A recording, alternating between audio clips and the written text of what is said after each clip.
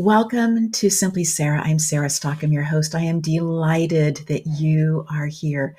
And whether you are choosing to listen live or you come in when it works into your timing on demand, know that we are just so appreciative for you. In this space of gratitude, I also want to share that you are listening far past the industry standard. So thank you for that. The industry standard is about 30 minutes or so for a 56-minute show. And our last numbers are way over the 40-minute mark.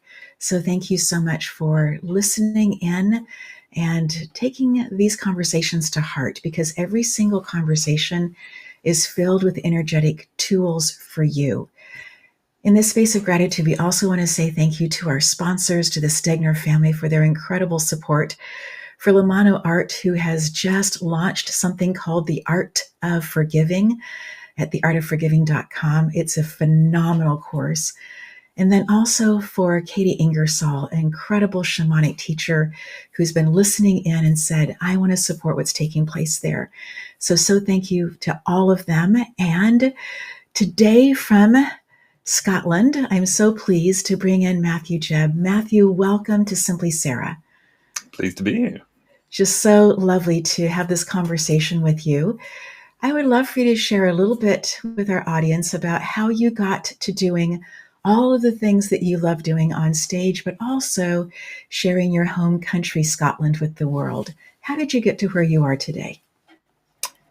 Great question. So I started out, I suppose, being theatrically inclined from a very young age. I'm one of a large family. We're four of us, siblings, that is. So, we all jostled for position, I suppose you'd say. So standing out was always part of it. And Yes. I just always loved talking to people, loved kind of performing, being on stage or being just on. And that took me into theatre. I've always been very, very easily taken in by fiction. I buy into film, television, theatre, books, whatever it is, very quickly. And there's a mildly scientific reason to that, which I will, pseudo-scientific, I'll share with you. If you look at, I think it's just here, there's a little section of my hairline that's ever so slightly out of place with the other side. Yes. And I thought this was nothing. And then I went to an anatomy theatre here in Scotland from the 1800s. And they had these phrenological models of the skull when they thought they could tell people's personalities by looking at the skull. Yes. Nonsense, obviously. But this section here that is ever so slightly more exposed on my head is apparently where one's ability to experience childlike wonder is from. And I've always enjoyed that since I've sort of found out about it. So I've just always bought in very quickly to fiction, and that led me into wanting to create fiction and be part of it. And so I was in a bunch of youth theatre as a kid, and ever since I've always worked in some kind of job that involves performing to people. I've done science workshops as part of science fairs. I've built escape rooms and performed in them. I've been on stage, and now the main sort of day-to-day job is tour guiding. It's sharing things about Scotland. And if any of you watching have ever been on a tour, you'll know there's lots of different ways. There's your fairly sort of straight-laced, left and right. Here is the castle, here is the church, and that's all there is to it. I'm a bit more theatrical. There's a lot of elements to performance. There's lots of making it things of a narrative of things rather than just sticking to the facts. Telling stories rather than just reciting history, I think is more what I enjoy, and that's how I got to that. I suppose on a broader level, on a practical level, like most of my jobs have come through the who basis. Sure. Edinburgh's got a very small community in a good way. It's a small city. And so everybody will know someone or someone else who knows a job. And that's how it generally goes.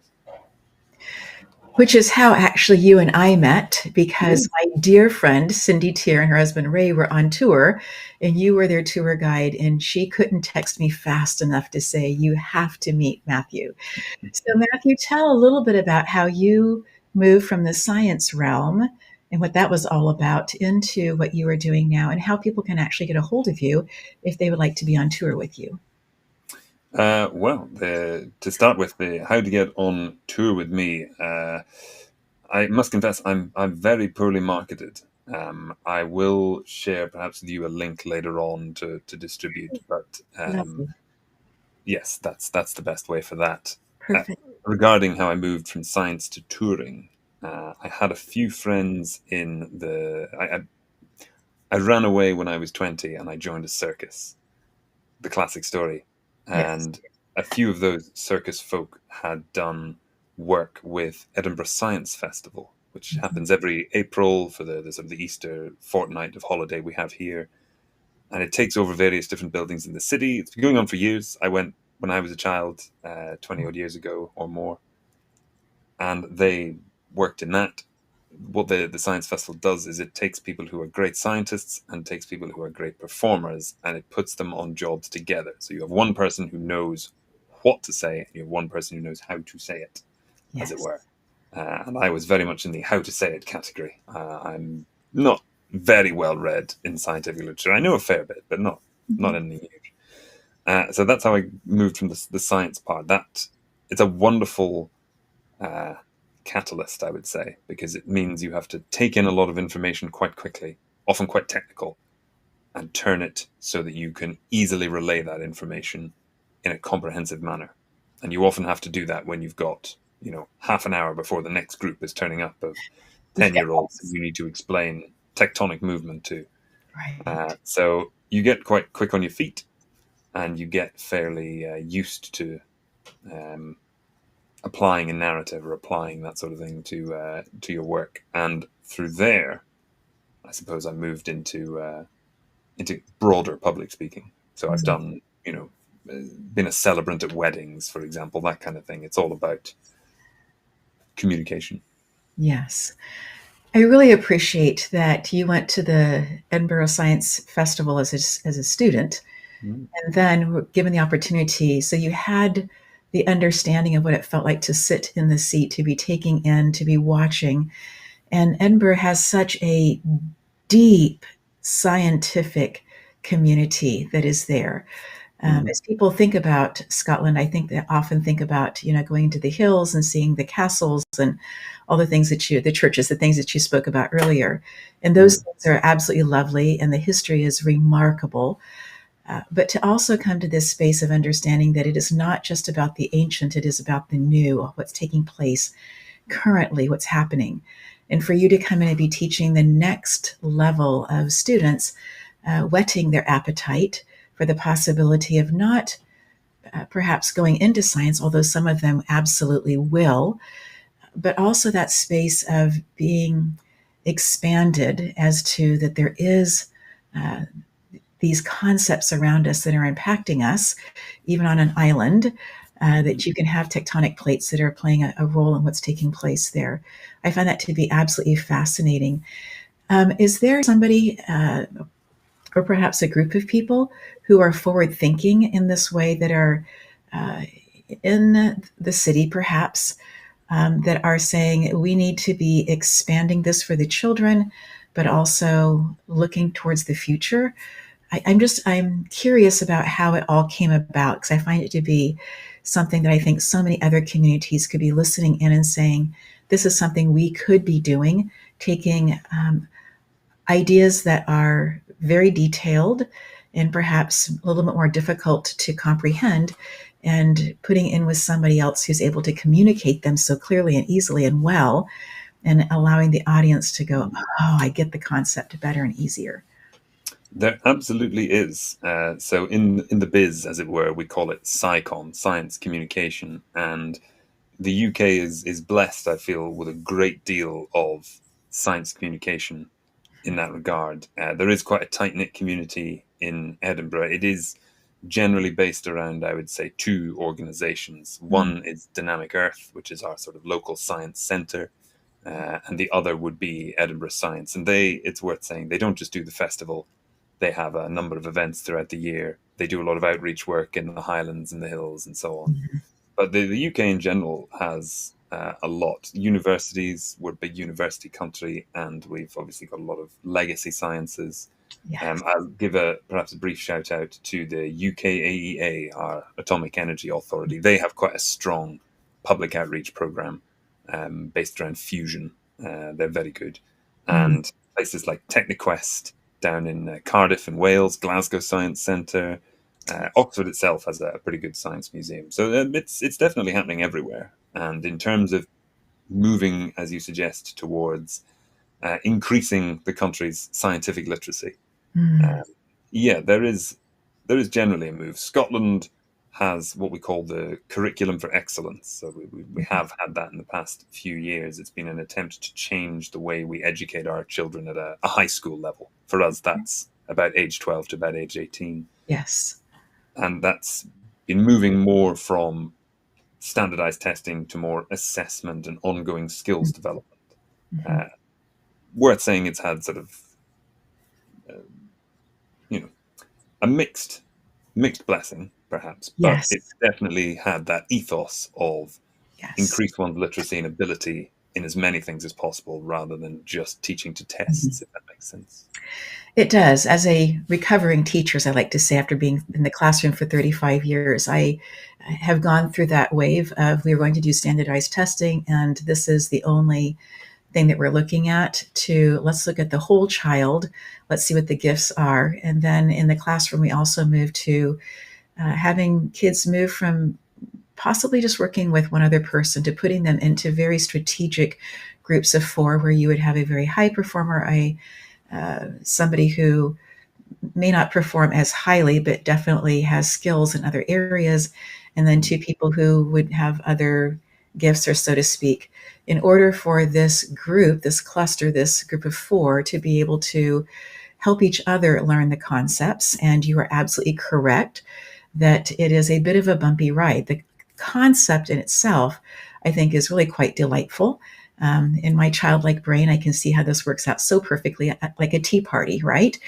Winnie the Pooh and all. And yet, in reality, I have a daughter, and she so was frustrated with the fact that she was the leader in groups throughout high school and wanted to be challenged herself to be able to just go and learn and Mm. not be always working on the making sure other people are understanding. However, having said that, after she got her PhD, she moved into an area of working where those skills that she learned in high school have been incredibly important.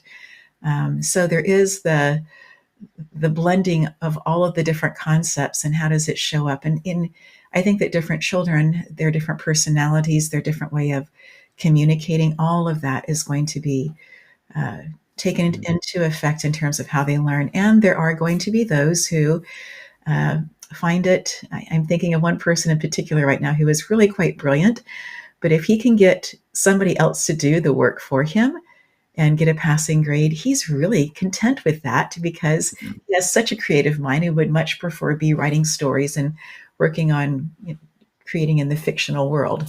So there's so many different sides to the story, right? I think I wonder how you'd feel about the following suggestion, that it's more important to make our next generation educable than educated. It's more instilling with them the desire to learn and the appreciation for learning in Yes. whichever way they go on, as you say, to find most satisfying, be that creative, scientific, administrative, whichever way their brain turns to, rather than simply, you know, you've passed all these tests, you may now leave school. You Right. know, instilling a love of learning is quite an important thing. It was for my childhood. I Mhm. still learn most days. I read a lot of non-fiction, a fair bit of fiction too. But Yes. it's especially with my job, it's obviously very important to keep studying, and I think Mhm. that's true of a lot of Scottish people in general. I absolutely celebrate what you are saying, Matthew. There's this space of in the past that somebody would get a job, whatever that happened to be, whether they liked it or not, whether they enjoyed getting up in the morning and going to work, they were providing or doing whatever it was that they were doing. And they understood that as their duty. And as we have come through different things generationally, the workforce is not what it was before. And we began over 20 years ago having these conversations in Southern California specifically about how do we help train so that they understand, yes, the mechanics of reading and writing and learning, but this desire to continue to learn, this desire to continue to be open to possibilities. How do we foster that? And so for me, I went back to the teachers who'd been so influential in my life. And they are the ones who, like you, brought stories to life, who brought learning to life, who made me go, oh, wait a minute. If this is true, then I can connect these dots here without having to speak about it, without having to have a conference over it. I could just see how the pieces fit together because it was created or shared so beautifully. The concepts were there. And so I completely celebrate and agree with what you were saying about desiring to have lifelong learners. And in that, I think also, having grown up in the Democratic Republic of Congo and being the one who looked so different and spoke the native languages with an accent, having this space of being able to see. And I think that the UK does this for all of the history that it's had, for the sun never setting on the empire, for whatever the reasons. I do think that the UK has done such a beautiful job in so many different levels and areas of being able to have people from different backgrounds be able to come together, to work together, and to be, this may be naive on my part, but to say that colorblind, we are Londoners together, we are Edinburgh together, we are whatever together, right? We are in this space, we are going to move forward. We're going to, as scientists, we're going to figure this out together. And I think that there's a space for that also in education, of opening up eyes of just because I speak with an accent, I don't think with an accent. And those are not my words. That comes from a movie, The Clouds, Above the Clouds. And I have loved that line because it's so true that where I'm living right now, even though my grandparents are from this area, I do not speak as people who lived here their whole life speak. And they see me as an outsider. That's fine. But that idea of just because I don't speak with your accent doesn't mean that I'm not thinking, that I'm processing things a little bit differently. So I would love to come to this space of talking a little bit about nuclear energy, but we're going to take a quick break here and then we're going to come back and talk about that right afterwards. And here we go for our commercial break. This is Michelle. She teaches women how to forgive the people who betrayed them. Not by asking them to talk about it, but by helping them express it through art. She's an art therapist and the creator of the Art of Forgiving, a class that turns emotion into expression. No therapy jargon, no pressure to explain, because forgiveness isn't about the other person. It's about setting yourself free. This is Michelle, and this is the Art of Forgiving. Are you ready to enrich and deepen your relationship with the spirit world and increase your knowledge of the shamanic journey? Then this is for you. The first step of the shamanic journey is to discover your power animal. This process allows you to step into spirit's energetic field where they share their aspect of the divine's power. And as a result, you begin to realize the significance of their sacred power and what it means to you personally. Katie Ingersoll is a highly sought shamanic and Reiki teacher, a practitioner, a spiritual counselor, and educator. With grace, she integrates the rich teachings of the wise ancient ones into her workshops, encouraging her students to mesh these teachings into their everyday lives. For details of how you can discover your power animal, reach out to Katie at katieingersoll@gmail.com. You can also find her as a qualified teacher and practitioner on Sandra Ingerman's shamanicteachers.com. Katie Ingersoll's classes and workshops are fresh, unique, fun, and informative. Ready to deepen your shamanic understanding? Reach out today.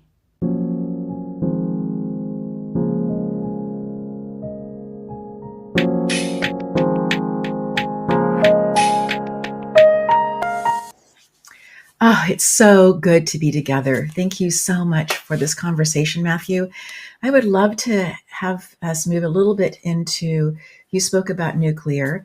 Is UK, is Scotland moving towards having more nuclear power? And the reason I ask this is because I live quite close to Oak Ridge here in Tennessee, and there is a massive movement for, and there's going to be new growth coming in actually by funding from France. I was surprised to hear that.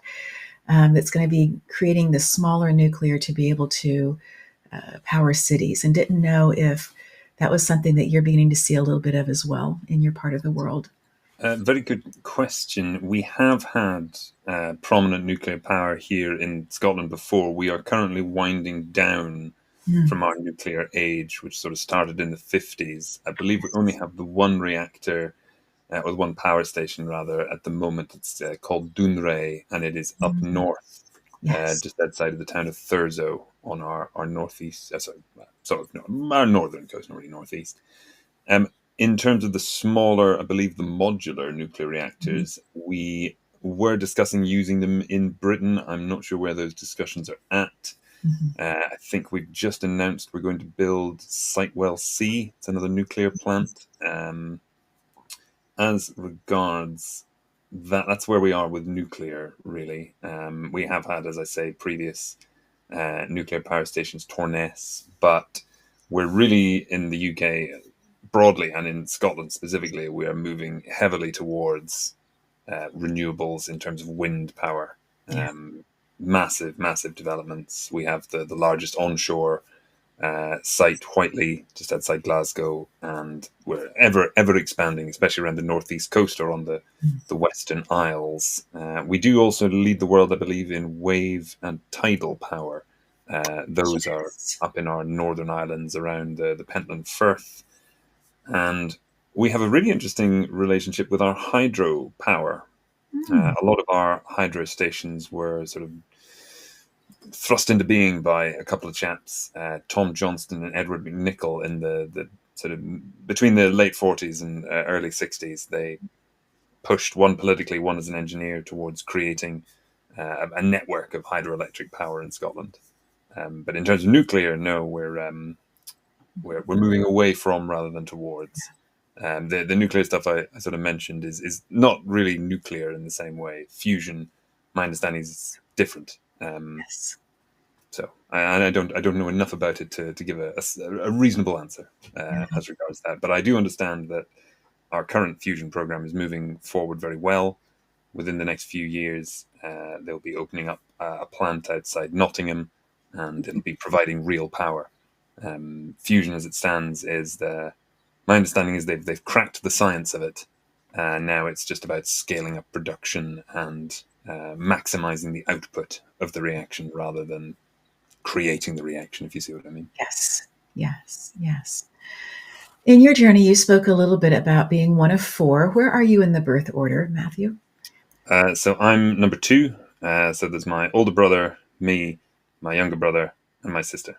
Yes.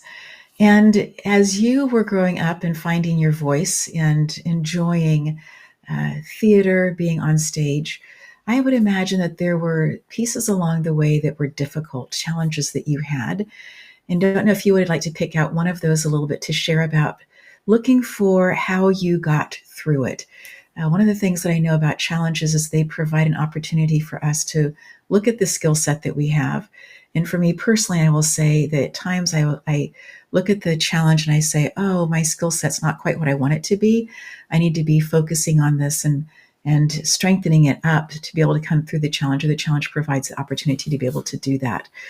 Most recently, we were on a holiday together, and it was one where we were on an island that, yes, correct, we did have a stove, And I'm thinking that the stove is going to be electrical because there's electricity in the house. And yes, there's a well for running water. However, had my frozen pizzas for one of particular meals so people could go out hiking and swimming if they wanted to in Lake Huron. And we were very close to Canada. And in that space, discovered that the stove was actually from 1930 and was wood burning with the possibility of propane. And so for me, that just took me right back to living in Africa and how do I move through this? What skills do I remember? And gratefully, there was someone there who was able to help us. We got through it. But it just reminded me again the power of language and interpretation, right? Having that understanding of exactly what kind of stove we're going to have going into the situation. But it did bring up for me that space of a challenge and how am I going to move through this? I want to come through it at my best, not stressed out. I want this to be a easy thing for everybody. And if we don't have this, what's the next thing going to be? Sandwiches, I suppose.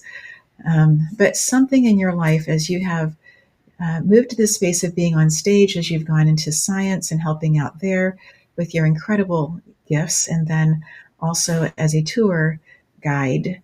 Along the way, I'm certain that there have been some things that have been challenges. Absolutely. I think, and kind of touching on what we've mentioned already with exams, I struggle horribly with exams and with most education, to be honest. I didn't do very well in school. I did quite poorly, actually. And I think my brain is just not quite wired in the way that it needs to be able to do exams properly. If you ask me to tell you a story, I can tell you a story at the drop of the hat. Yes. If you said, okay, but can you write it down under these strict parameters in an hour and a half in a quiet room full of everybody you know, then I'd say, please let me out. Right. So I'd say the big struggle for me, I suppose, has been the vision of what one is taught and what one feels through one's upbringing that one should be versus what you're more actually like. What either your neural architecture and your actual interests as you develop, what they push you towards versus what the rest pushes you towards. And I struggled for a long time in school with this idea of must be the best in the class, must be smartest, must be hardest working, all that sort of thing. And really did, so when I did poorly come exam season, it was devastating, Absolutely. And what I have discovered in later life is that, of course, I wouldn't say I'm, highly intelligent or anything particular, but I don't think I'm dumb.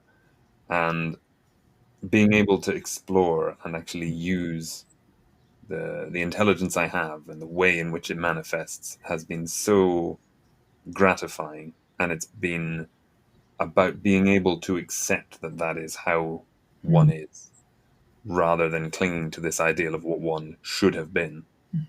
That has probably been the biggest struggle. Thankfully, I would say I am over it now. And, whenever I look to a new challenge or a new set of skills or a new whatever it is, then I'm better equipped now to face it because I know how I work. And I think that's the hardest thing that any of us can do is figure out exactly what makes us tick and to accept that. The second is as important as the first because you can push your whole life. I think there's an Einstein quote that I'll slightly paraphrase where he says, the only reason to think a fish is stupid is if you ask it to climb a tree. Yes. And it's absolutely true. The way that you as an individual operate, you need to be able to accept that, and I have so many friends and loved ones who have, some level of neurodiversity, the best term, and to see the way that they've struggled. And I'm not just talking about people who are my peers in terms of age, and people younger than me, people 2 or 3 decades ahead of me. Yes. And all of them share this same thing. If they were dyslexic in school, if they had anxiety and depression, or some sort of ADHD or autism throughout their life, throughout their school, they'd simply get the same responses, which was, "You're stupid and you're not working hard enough." Mm. And that is the most awful thing I think you can say to Yeah. people when you're in an environment where school, where intelligence and hard work are the only two things that you are pushed to be. Right. Uh, and it's been very eye-opening to discover and sort of being able to better empathize with that as I've realized how my own process works, I suppose, is the slightly pretentious way to put it. And it just has instilled in me a great compassion, I think, for anybody who has struggled with uh, understanding themselves, Mhm. especially in the face of a fairly standardized world, as it were. Uh, Mm. I'm sure as a teacher, a former teacher, you should say, you'll have met students who are very similar. And in my own story, I mean, I would hide this, but in my grade book, at the back of the book, I would have a list of words of how to spell them.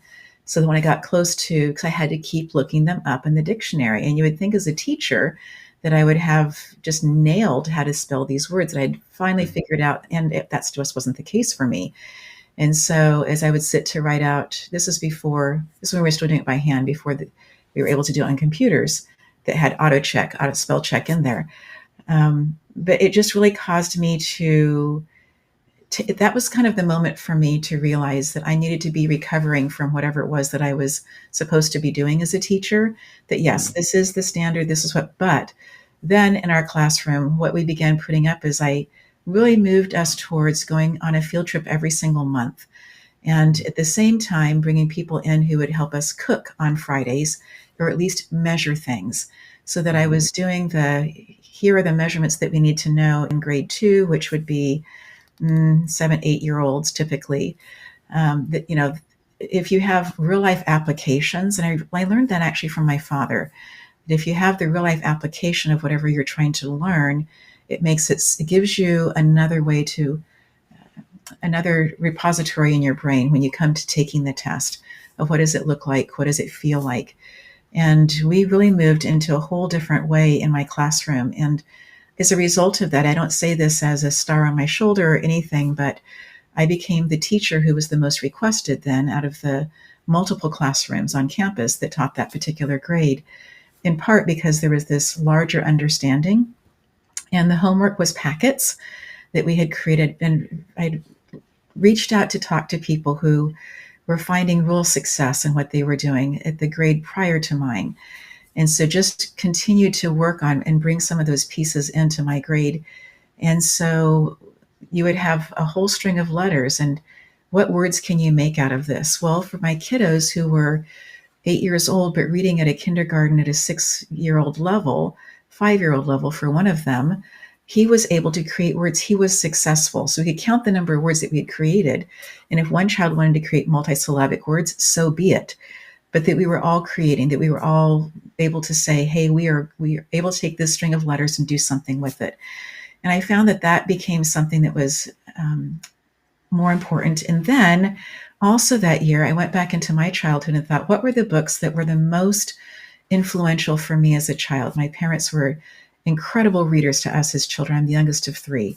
And C.S. Lewis was the one that I just absolutely loved, The Lion, the Witch, and the Wardrobe. And so I thought, okay, after lunch, when the kids come in and they're hot, I'm going to spend a minimum of 15 minutes reading aloud. And if the children went to sleep during that time, I was okay with that. I wasn't trying to awaken them, as particularly in the beginning of the year when it's just so hot and they have been on holiday, and then we have them come in and we expect them to be able to perform at a certain level. And one more thing that I'll just add in here that I learned early on as a teacher was that education was really set up for females. It was the primary grades are primarily taught by women, and there was some of that influence, but it was really taught so much so with such an influence. And so we began to see so many more of our young boys in classes getting extra support. And somebody one day said, why is this so lopsided? And we began to delve deep into that and began to understand that the way that we were teaching needed to be addressed. The content could be there, but we needed to look at making sure that we were doing things that were tactile, that we were doing things that were in movement, that we were using songs to memorize things if we could. And again, continue to build on what the kindergarten and first grade teachers were doing. We needed to bring that in to second grade, and to let these tools that were so dynamically successful in the younger grades, bring them in and use them in our grades as well. So That is so gratifying to hear. And it's what strikes me, if you don't mind my saying, is you're, as a teacher, but as anyone who is delivering information, you're automatically, by delivering that information, trying to instill it, you're sort of in a position of authority, right? Yes. And to be able and to be active in meeting the people that you are delivering that information to on their terms, rather than dictating how it must be learned, Yes. as well as, you know, what the content is so important. And it's something that, you know, I will do to an extent in touring, because you're delivering a lot of information, right? Yes. You never want to make anyone feel like they're left out or that they don't know something. So you answer every question, you repeat what you can, you use certain phrases to make sure that you don't, you know, you want to be speaking to people as equals. And the way that you're describing speaking to the students, and to be finding all these different ways, to giving them the space even to fall asleep while you read to them over 15 minutes. That's wonderful. I'm fascinated, as someone who works in theatre, with the role of the audience. It sort of ties in a little to this. It does. Because I've worked in several different things. Like I worked in circus, I've worked as a pyrotechnician, and I've done escape rooms, interactive theatre, traditional theatre, all this sort of thing, right? Right. And the different roles the audience play are fascinating to me. You know, we think of being an audience member as a very passive act. Correct. Whereas, if you think about it, it's not passive at all. No. What is the number one thing people do, or perhaps used to do maybe, when they've watched something the night before? You meet your friends, you all stand around the water cooler, or you go to the pub, whatever, and you all say, "Did you see such and such last night?" Right. And you talk about it. You engage with the material. You're not passive. You're active. And that's on let's say, just a television show or a film. Right? When you get to theatre, you have participation.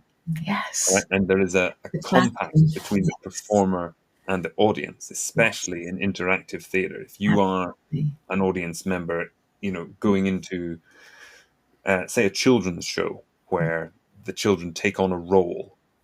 You know, they've come into, I don't know, a haunted house or an enchanted forest or a knight's castle, and they are given a role within the fiction.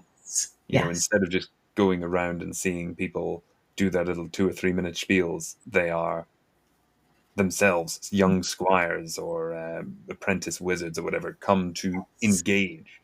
And it's incredibly fulfilling, incredibly satisfying to see when that's sunk into one of the children.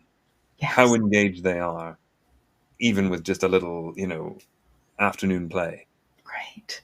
It's marvelous. And I think, being able to meet, from imparting information, being able to meet someone on a level which works for them is so gratifying. And it makes so much more sense to me anyway, than to assume everybody will learn the same way and to just stick to the same old route. And of course, I appreciate on a country level, you need the right teachers. You need funding for those teachers. You need funding for schools to split class sizes. There's all sorts of practical, logistical barriers. But if the ethos is there, then I think you've got a lot to work with. And it's something that, whenever I do something educative, that we do try to do. You know, a friend of mine and I, Lizette, wonderful, wonderful performer, she and I wrote a pirate show for children. It's pirate science, right? So you learn how a telescope works. You learn how to navigate by the stars, that sort of thing, right? The science the pilots would use. Yes. But she and I work differently. So we wrote the shows together. So we wrote the shows sort of separately, then we put it together. We worked out what was working for both of us, and we put both sides of our process out to the audience. So there are sections where we will just sort of describe the information. Then there's sections where we have a physical representation. Then there's sections where we sing about it. All these different ways to get the information over that we found worked for us on different levels, and we know it communicates well to the audience on different levels because you're engaging so many more different, you're pulling so many different levers, as it were, with something bound to hit a switch. Yes. This is just such a powerful conversation because it's the space also of the audience being able to give the feedback of the bravo, the clapping, the living here in the American South right now, where people will, they'll shout out an amen or whatever it is, when they are feeling connected to the information that's being given. And then also to understand, as you're talking about getting all those different levers, that we need to hear something new about 7 times before we take it in, unless we already have the scaffolding in our brain, that we've had the previous information that's really clearly laid out, that we own, if I can say it that way. And then you add just a new layer on top of it, then it just becomes that somebody can automatically just pull that in on that first time. But most of the time we need to hear something about 7 times before we go, oh yeah, I take that. I understand that. I remember, and this is true in advertising as well, for people to hear things. And that's why there's so much repetition in the advertisements, because they are wanting to make sure that in their 15, 30-second slot, that they are getting that, that labeling out there so that people will hold on to it, that they will remember it. So fascinating. And it's funny the way different things stick in your brain through that repetition. I could tell you the phone number of the house I grew up in, like that, and I could tell you my phone number now and maybe one other. That's it. But I can remember that defunct one. Yes. I remember when we moved to a previous home, and I was playing with the address, just trying to figure it out. It became very, very sing-songy for me. And that's how all of us who lived there memorized it. 2502 North Mountain Avenue. And it just rolled, right? And so finding those things, I think also for ourselves, you mentioned this earlier about discovering, figuring out for yourself, and that takes time, I believe, what worked for you. I think it also takes time because it's inside of us. We're not watching it. And so like I can watch somebody else as they are building something. I can be watching and thinking about how their mind is working as they're building whatever that happens to be. But it's more difficult for me to look inside of myself to see how I am building my thoughts or building my curriculum or building whatever it is that I'm working on, because it's just authentically myself, right?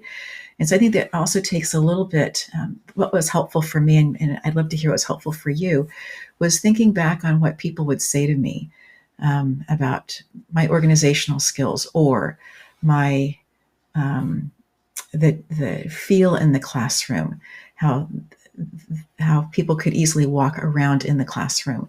And so just remembering how some people talked about some different pieces, the tone of voice, all those different things, helped me then to see how I was, the gifts that I had and how they were showing up. How did you kind of figure out some of your gifts, your way of learning, your way of being? So some of it was through, there's a particular course that everyone does when one does this sort of science communication thing, and it's called Communicating with Confidence.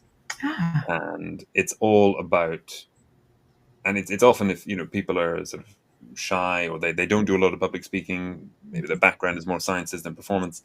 It's a way of going, how will you engage? So eye contact is a big one, using one's hands, asking questions, do you know what I mean? That kind of thing. Yes. Very simple techniques, if that's the word, but they are much more engaging than just sort of standing and quietly talking about science while not making eye contact. That sort of thing, And then I've been to enough shows that I know when people are doing that and when they're not.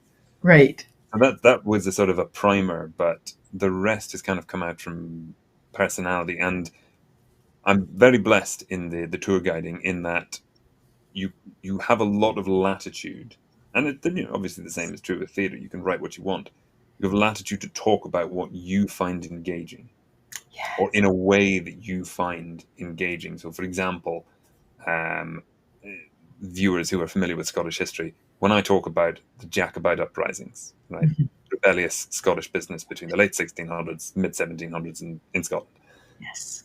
I like to talk about that not just as its own thing, but as part of a wider European history, how it reflects back to how Scotland was engaging in European history towards the end of the Stuart dynasty, how it engaged after.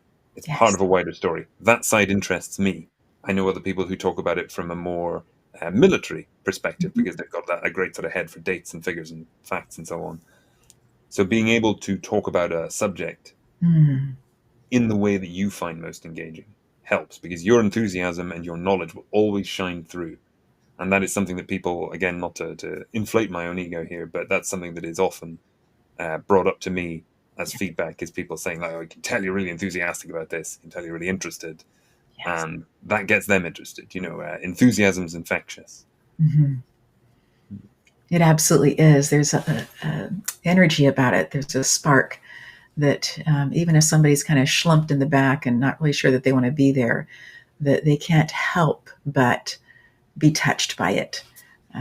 That space of enthusiasm is, I think, really does, as you're saying, come from an authentic place of sharing what you are passionate about. So, what's one of your favorite shares? One of your favorite stories as you were doing the guiding of the tours? Do you know, most recently, there are two things that I like to talk about. I've recently learned the difference between dikes and sills as geological formations. Oh, Long story short, extrusive rock comes out of the ground like lava.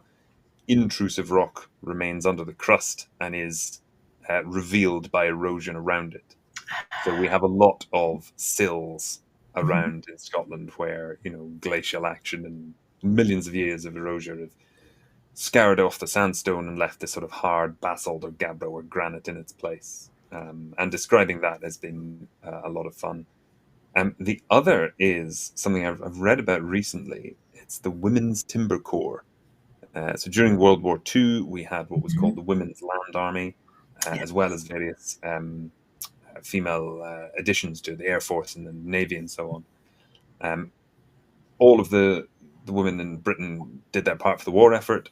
A Right. lot of them went to work in the south of England in munitions factories. Yes. In Scotland, people did that as well, but because a lot of Scottish people didn't want to send their daughters, or the daughters didn't want to go off to the south of England where they didn't know anybody, Right. rather they would stay in Scotland and they would go north, places like Muchrach out in the Cairngorms, places like Achnacarry out by Spain Bridge and Fort William, these areas of the Highlands, Mm. and around Loch Gaw as well, in fact, Dalmelly, where they were just almost immediately brought in and given axes, saws, horse and cart, and felled trees, pit props, coastal defences, incredibly important stuff. And they would go from living in a little Edinburgh tenement. 2 days later, they're up living in some freezing lodge that's just been trashed by the commando training Yes. school. Yeah. Fascinating. All these women kind of coming together, doing their part, and it was a memoir of sorts that I read. Yes. And it's just amazing the different ways that the people coped back then, and the level of authority over matters that was given to them. That really strikes me. One woman was working as a hairdresser's assistant. She was trained to become a hairdresser in Edinburgh.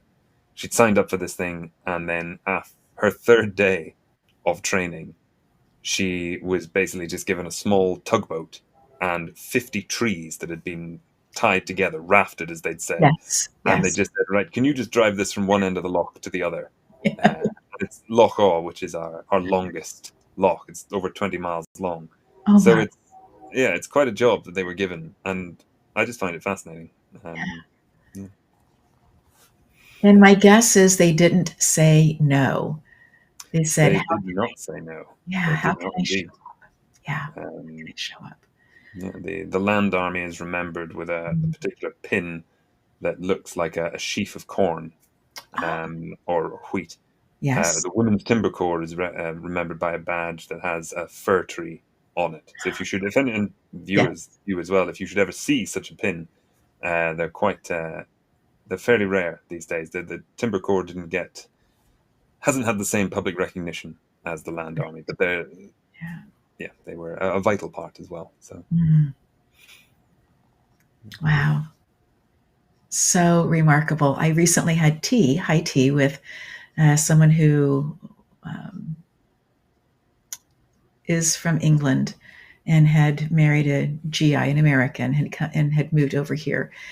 And through the years had gone back at different points to see family, but would bring furniture with her and had her great-grandmother's set. And she had grown up on a farm, but even for that all these things to have made it through the war is just remarkable to me. And then for her to have brought them here. And it felt like I was actually in the UK. It was a tremendous experience.